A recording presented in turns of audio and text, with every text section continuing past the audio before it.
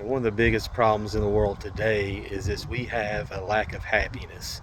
People just can't find their happiness, or as Shane was telling me, their joy. Because joy is something that comes within that no one can take away from you. But it's like we've lost the path to joy these days, and it starts at a very young age.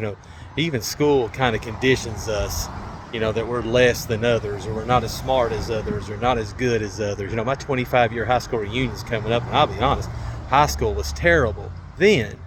I really look at it as a huge plus now, because a lot of the baggage, a lot of the bullying, a lot of the, feeling less than, and, not paid attention to, all that stuff, it fuels me to this day. 25 years later, when I'm on a long run, I think about everything, so a lot of the things that happen to me, that's the trick, is you've got to come to terms with it.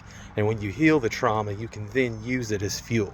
A lot of things happened to me as a kid, as a teenager, in my early 20s, that defeated me. I used it as a crutch to be a loser, a crutch to do nothing with my life.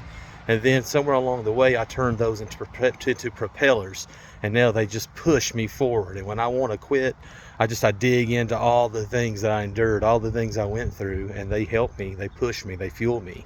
So one thing is, people have to figure out their purpose. You have to figure out that why. What was I put on this earth to do? God's got a plan for everybody. If you don't believe in God, then there is a plan for everybody. Everyone has a purpose here.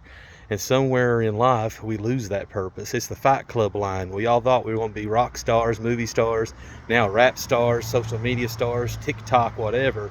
And people are pissed off because their life isn't what they dreamed of. It isn't what they, isn't what they planned on. So we go through life now miserable and bitter, and we hate on others, and we're jealous.